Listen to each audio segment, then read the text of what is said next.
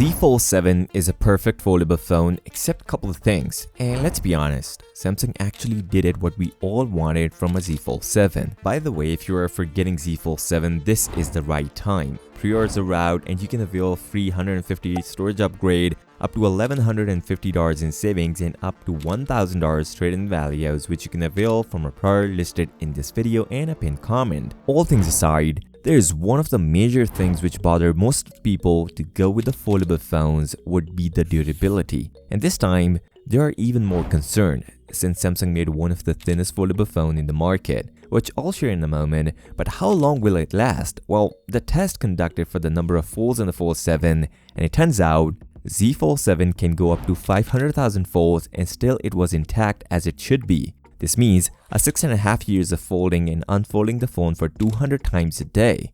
Z Fold 6 was at 200,000 folds, which means Z Fold 7 can go 2.5 times more than the Z Fold 6. An average of 10 years if you only fold and unfold Z Fold 7 100 times a day. This means 7 years of OS updates paired with such an impressive number of folds will leave your foldable doubt on durability, except you don't drop your phone or damage your phone. The ultra-thin glass is also 50% thicker this time on a Fold 7, and by using the titanium backplate also helps to improve the durability on the Fold 7. Some of you guys might be thinking about the bend test. Well, Samsung claimed it won't bend, but considering how thin the Z Fold 7, let's see how Samsung would manage to back their claims. But overall, an impressive durability numbers. I wish they add an improved IP rating, but better for the next time. By the way, if you are forgetting Z Fold 7, this is the right time. Pre-orders are out and you can avail a free $150 storage upgrade, up to $1,150 in savings, and up to $1,000 trade-in values, which you can avail from a product listed in this video and a pinned comment. Samsung did wonders with the Z Fold 7.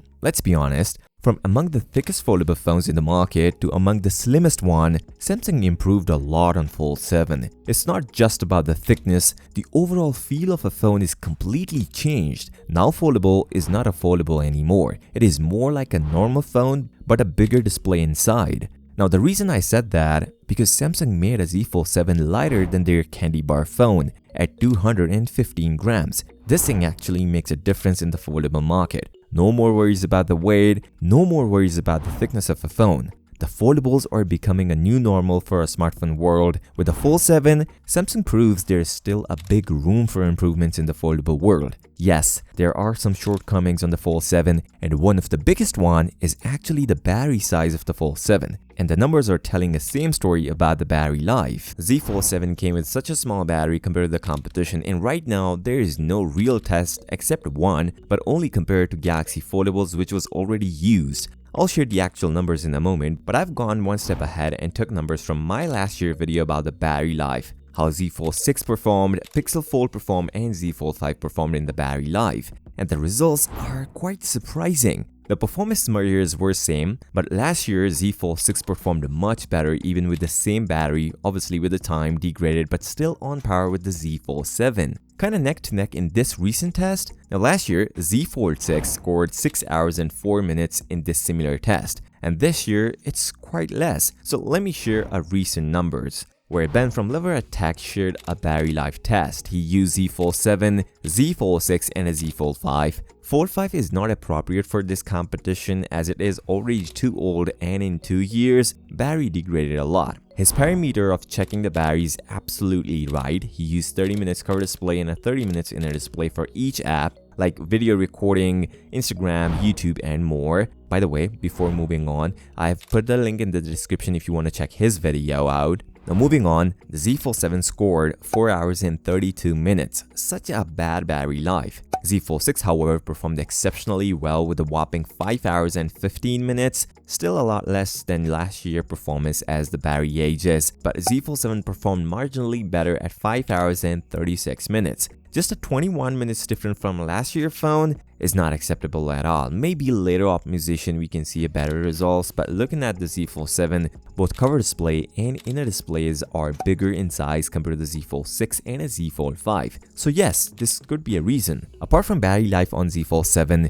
we should consider why Samsung did this at the first place. They don't want to use the silicon carbon batteries for the Fold 7, but they also want to slim down their phone. Hence, they have to compromise the battery to make it thinner. But Samsung gave us one of the best battery in the Z Fold 7 that will take more time to degrade, 2000 cycles, and then it will drop to 80% of its original capacity. Now Apple, Pixel, and other companies are playing at 1000 cycles, which means Z Fold 7 battery is not going anywhere even if it hits the 1000 cycles. You might be thinking, is there any real difference between the Galaxy Z Fold 7 and a Fold 6? Well, there's not just one. The major difference is the thickness of a phone. This then is extremely thin. Seeing Z Fold 7 and Fold 6 makes a huge difference. This is probably one of the slimmest foldable phone we can see in 2025.